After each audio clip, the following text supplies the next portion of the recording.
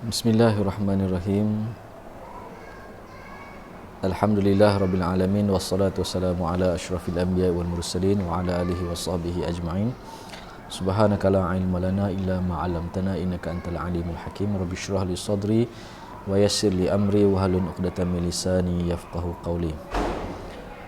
Assalamualaikum warahmatullahi wabarakatuh.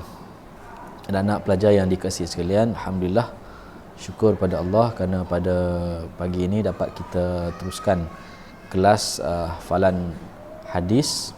Seperti biasa kita menggunakan buku ini, dan untuk minggu ini kita akan melihat sambungan kepada hadis yang berikutnya, itulah hadis kelima. Dan tajuk bagi hadis yang kelima ini ialah 3 perkara mengiringi jenazah. Kalau sebelum ni kita telah belajar tentang kepentingan mengulang hafalan Al-Quran, kepentingan solat berjamaah, isyak berjamaah, subuh berjamaah. Hari ini kita nak melihat suatu hakikat kehidupan kita, bahawa apabila kita hidup, maka di akhir hidup kita adalah kematian, dan kita semua akan melaluinya, sama ada kita bersedia ataupun tidak, kita mahu ataupun tidak. Apabila sampai masanya, kita tetap akan pergi meninggalkan alam dunia ini untuk meneruskan perjalanan kita ke hari akhirat. Jadi dalam hadis ini Rasulullah sallallahu alaihi wasallam telah memberikan meninggalkan pesan kepada kita tentang apakah perkara yang akan mengiringi kita apabila kita mati nanti. Jadi kita lihat pada muka surat 5 di buku ini, kita akan lihat hari ini hadis tentang 3 perkara mengiringi jenazah. Baik. Hadisnya berbunyi, qala Rasulullah sallallahu alaihi wasallam, yatsba'ul mayyitu thalathatun fayarji'u isnani wa yabqa ma'ahu wahidun yatsba'uhu ahluhu wa maluhu wa amaluhu. Fayarji'u ahluhu wa maluhu wa yabqa amaluhu. Artinya 3 perkara akan mengikuti jenazah. 2 akan kembali dan 1 akan kekal bersamanya. Yang akan mengikutinya ialah ahlinya, hartanya dan amalannya. Dan maka ahlinya dan hartanya akan kembali, dan yang kekal bersamanya hanya amalannya. Baiklah, apa yang boleh kita faham daripada hadis ini?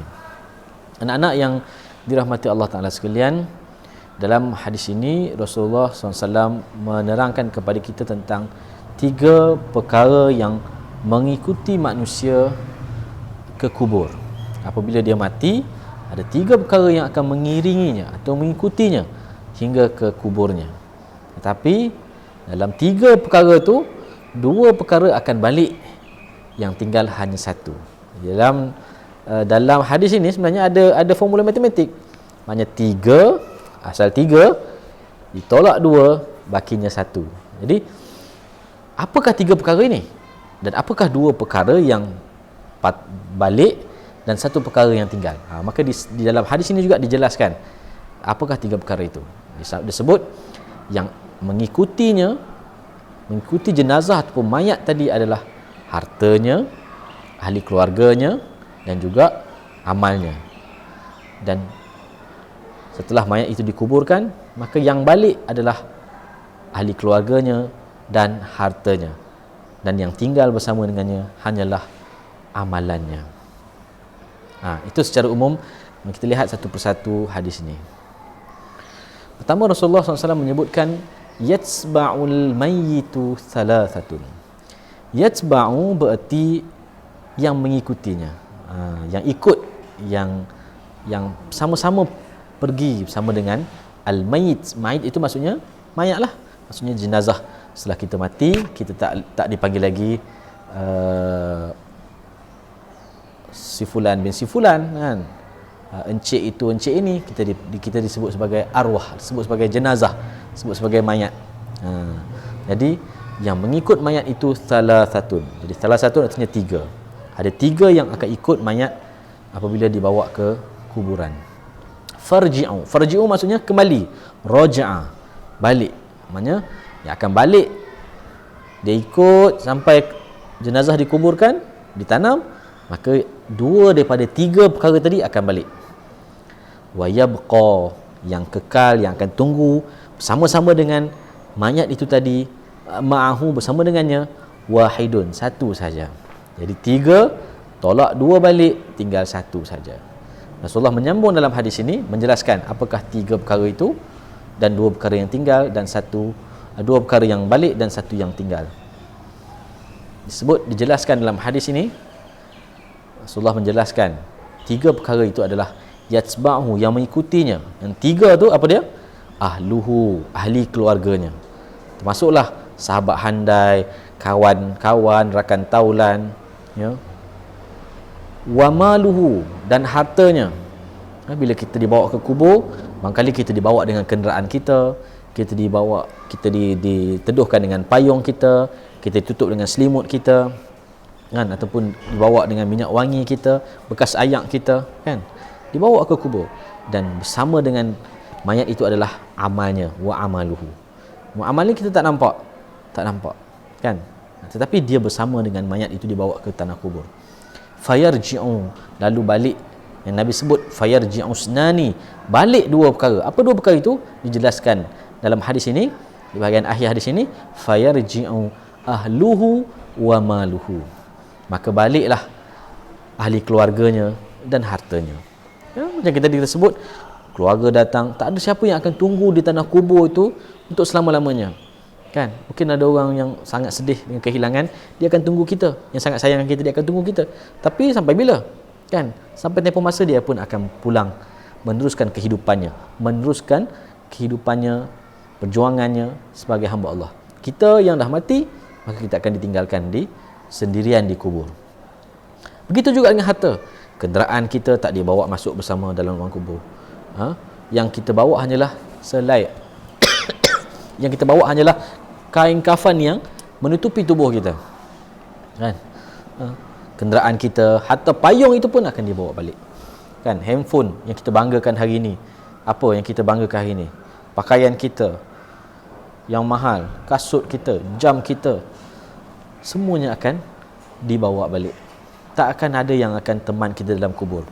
Yang disebutkan hadis Nabi jelaskan pada kita, wa yabqa, yang akan kekal bersama dengan kita dalam kubur hanyalah amaluhu, amal kita. Jadi anak-anak pelajar yang dikasihi sekalian, pengajaran penting dalam hadis ini ialah setelah kita mengetahui bahawa yang akan bersama dengan kita apabila kita mati hanyalah amalan kita, maka ketika kita hidup dalam dunia ni, selagi kita hidup, peluang yang Allah Ta'ala bagi pada kita ni, maka apa yang perlu kita buat ialah kita memperbanyakkan amalan kita, amal soleh, kerana itulah yang akan menjadi sebaik-baik bekal yang akan memberi jaminan keselamatan kita di dalam kubur sehinggalah kita bertemu dengan Allah Subhanahu Wa Taala. Tapi apakah salah kalau kita ada harta yang banyak, kita jadi orang kaya?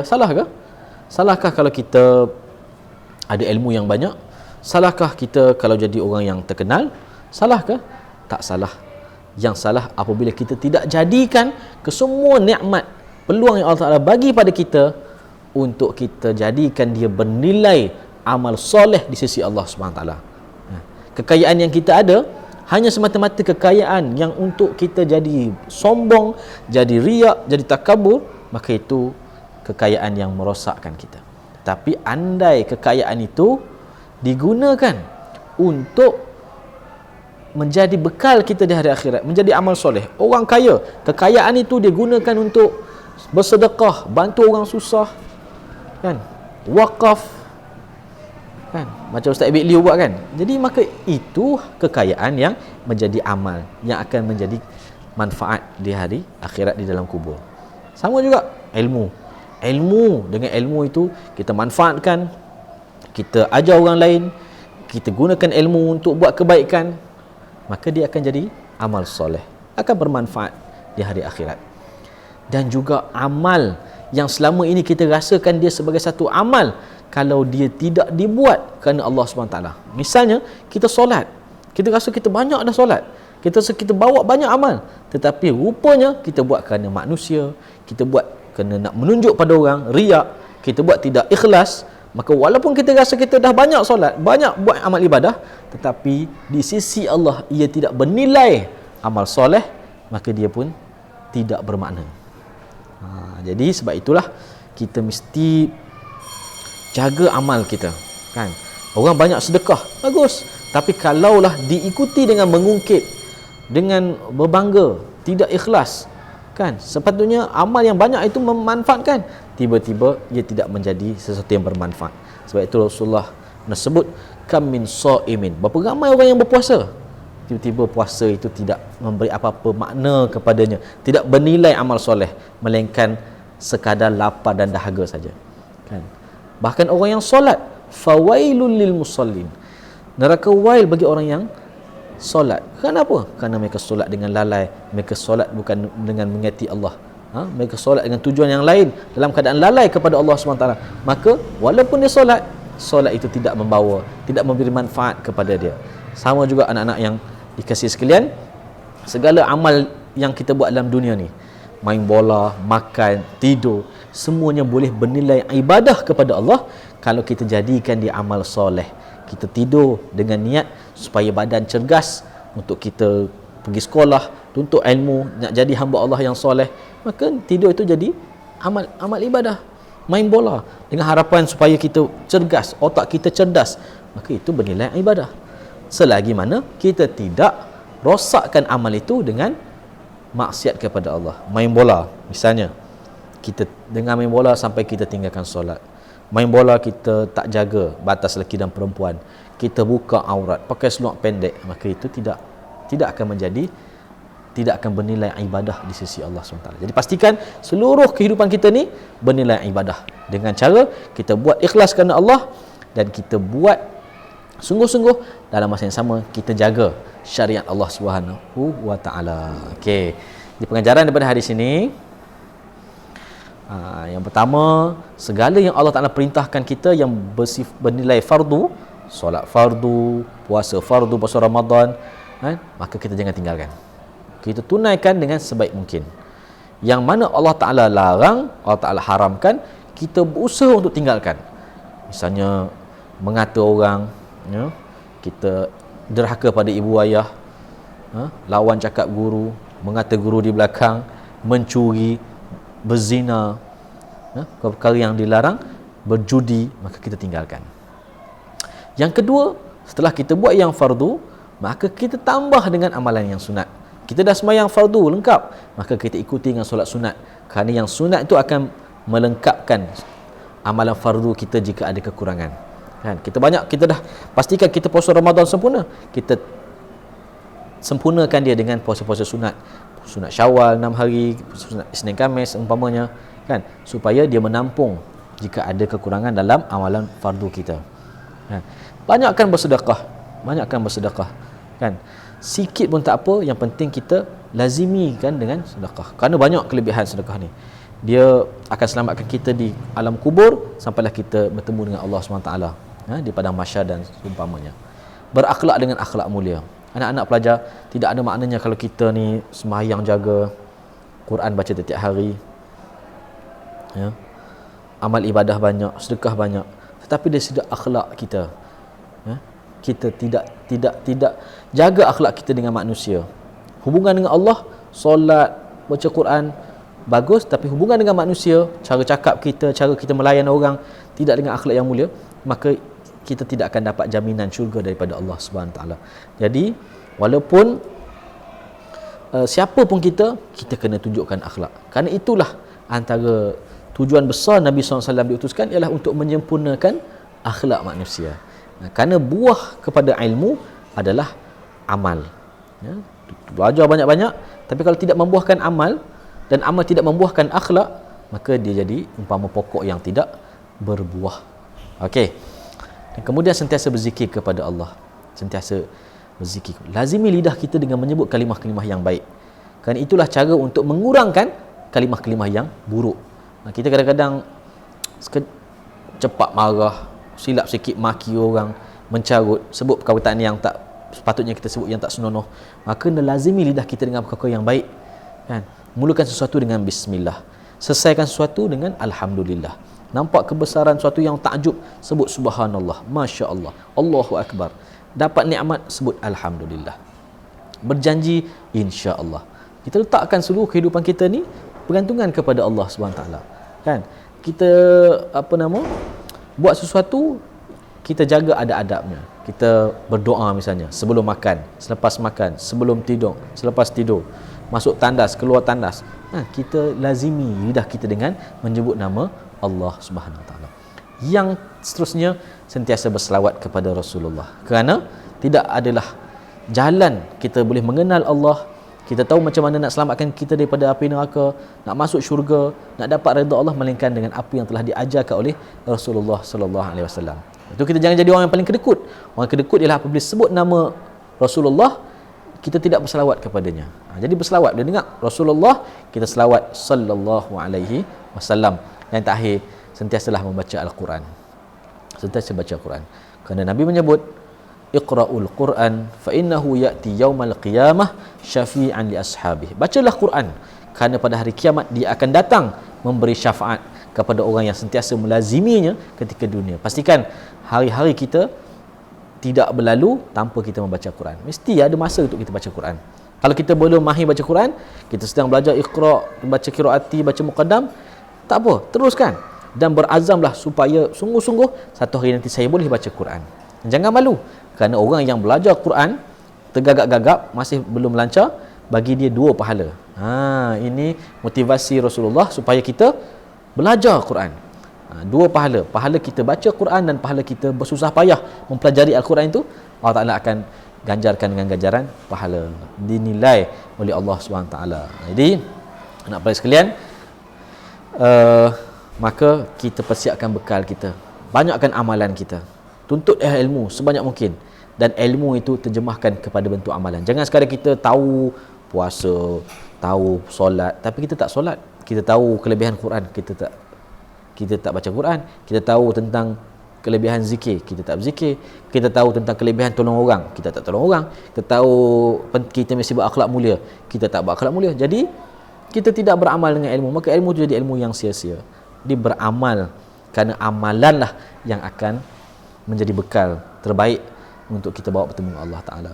Nak cari harta tak salah, nak ramaikan kawan tak salah, tapi biarlah kesemuanya itu membawa kepada amal soleh, kerana itulah yang akan dinilai oleh Allah Subhanahu Wa Taala. Okey, seterusnya kita nak lihat bagaimana kita nak menghafal hadis ini. Baik, hadis ini agak panjang, tetapi kalau kita lihat misalnya kat situ, ada pengulangan, kerana dia agak nak buat lagu pun agak susah, kan? Sebab dia 3 baris, 2 rangkap. Ustaz buat macam itulah, kan? 3 baris 2 rangkap. 3 baris susahlah buat lagu. Lagu ni dia mesti 2 baris atau 4 baris sebab dia ni, kan? Tapi kalau 3 ni susah kita nak buat lagu. Sebab tu nanti ustaz akan ulang, ada baris tertentu ustaz akan ulang supaya dia boleh masuk dengan lagu untuk memudahkan hafalan. Tapi kalau kamu rasa ada cara lain untuk kamu hafal, silakan. Ini sekadar untuk membantu kamu menghafal sajalah. Yang ustaz rasa boleh bantu kamu untuk menghafal. Okey, lihat pada apa ustaz telah tulis ni. Dia sebenarnya pengulangan. Yang pertama, Rasulullah sebut secara umum, yatsba'u, yang ikut mayat ada 3, fayarji'u, balik 2, wa yabqa ma'hu wahidun, 1.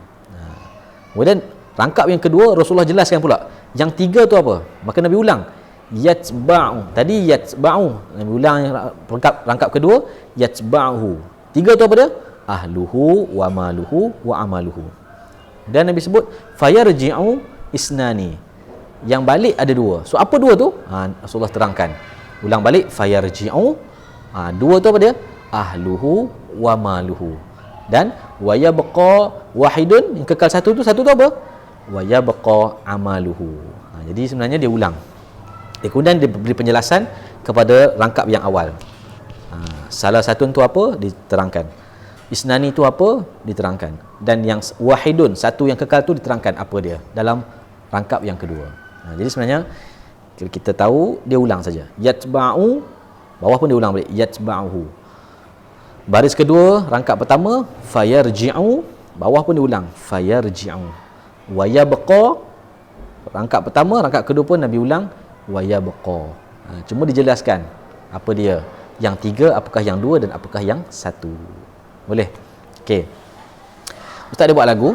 Lagunya seperti ini. Kalau kamu rasa mudah untuk hafal, kamu boleh cuba hafal. Tapi pada baris yang kedua tu, Ustaz buat pengulangan. Ustaz ulang 2 kali supaya nak masukkan dengan lagu. Ya. Yatba'ul mayyitu thalathatun fayarji'us nani. Ulang. Fayarji'us nani wa yabqa ma'ahu wahidun. Boleh? Masuk ulang sekali ya. Baris kedua tu kita ulang 2 kali. Yatba'ul mayyitu thalathatun fayarji'us nani fayarji'us nani wa yabqa ma'ahu wahidun. Bawah pun kita ulang sama dengan rentak yang sama. Yatba'uhu ahluhu wa maluhu wa amaluhu fayarji'u ahluhu wa maluhu. Ulang. Fayarji'u ahluhu wa maluhu wa yabqa amaluhu. Kita ulang balik pada atas. Yatba'ul mayyitu thalathatun fayarji'us nani fayarji'us nani wa yabqa ma'ahu wahidun yatba'uhu ahluhu wa maluhu wa amaluhu fayarji'u ahluhu wa maluhu fayarji'u ahluhu wa maluhu wa yabqa amaluhu. Untuk pengertian, untuk ertinya, ini yang penuh, tapi Ustaz akan nyanyikan yang berwarna hitam, perkataan yang ditebalkan saja, yang hitam saja. Okey. 3 perkara mengikuti jenazah, 2 akan kembali, 2 akan kembali, 1 akan kekal bersamanya. Mengikutinya ahlinya, hartanya dan amalannya. Ahlinya dan hartanya akan kembali dan kekal bersamanya, hanya amalannya. Ulang 3 perkara mengikuti jenazah, 2 akan kembali, 2 akan kembali, 1 akan kekal bersamanya. Mengikutinya ahlinya, hartanya dan amalannya. Ahlinya dan hartanya akan kembali dan kekal bersamanya, hanya amalannya. Kita ulang balik. Fayarji'u yatba'. Okey, ulang balik Bismillahirrahmanirrahim. Hadis kelima, 3 amalan yang mengiringi jenazah. Yatba'ul mayyitu thalathatun fayarji'us nani fayarji'us nani wa yabqa ma'ahu wahidun yatba'uhu ahluhu wa maluhu wa amaluhu fayarji'u ahluhu wa maluhu fayarji'u ahluhu wa maluhu wa yabqa amaluhu. 3 perkara mengikuti jenazah, 2 akan kembali, 2 akan kembali, 1 akan kekal bersamanya. Mengikutinya ahlinya, hartanya dan amalannya. Ahlinya dan hartanya akan kembali dan kekal bersamanya, hanya amalannya, hanya amalannya. Jadi yang kekal akan kita bawa bertemu dengan Allah hanyalah amalan kita. Bukan harta, bukan ahli keluarga, bukan sahabat handai, bukan nama, bukan pangkat, kekayaan, tetapi adalah amal. Jadikan hidup kita ni penuh dengan amal soleh. Jadikan rakan kita, tapi rakan dia membawa kepada amal soleh. Jadikan harta kita, tak kisahlah banyak ke sikit, jadikan dia membawa kepada amal soleh. Naiklah kereta apa pun, kancil ke, Velfire ke, apa ke, tetapi ia membawa kepada amal soleh. Kan? Jadi mudah-mudahan kita ambil manfaat daripada hadis ini, bukan sekadar kita menghafal, tapi kita ambil pengajaran yang penting daripada hadis ini. Baik, untuk tugasan minggu ini, anak-anak pelajar dikehendaki untuk menulis semula hadis ini sebanyak 3 kali. Kerana hadis ini panjang, jadi untuk menguatkan hafalan dan memudahkan hafalan kita, kamu tulis balik 3 kali sambil kamu membacanya. 3 kali berserta dengan maknanya di dalam buku latihan kamu. Siapa yang belum ambil buku latihan, kerana minggu lepas sepatutnya dah boleh diambil pada hari Khamis minggu lepas. Mungkin ada yang belum ambil, bolehlah ambil. Dan kalau yang belum tak boleh ambil nanti, bila kamu dapat buku nanti kamu tulis. Dan siapa yang dah menghafal, bolehlah hantar rakaman suara ataupun video kepada ustaz seperti biasa. Dan kepada mana-mana pelajar yang belum lagi hantar hadis 1 ke, hadis 2 ke, hadis 3 ke, hadis 4 dan termasuk hadis yang kelima, silalah berbuat demikian. Minggu depan insya-Allah kita akan bersemuka, kamu akan datang ke sekolah, kita akan berjumpa dan ustaz nak uji kelima-lima hadis ni. Pastikan bukan sekadar kita hafal sekali dan lupa, tak. Ustaz nak kamu ingat kelima-lima hadis dan kesemua hadis yang akan kita pelajari, ingat sampai bila-bila. Okey? Jadi itu saja tugasan untuk minggu ini. InsyaAllah jaga diri, jaga kesihatan, buat persiapan minggu depan nak datang sekolah, tengok balik buku, baju, kasut, beg, kan.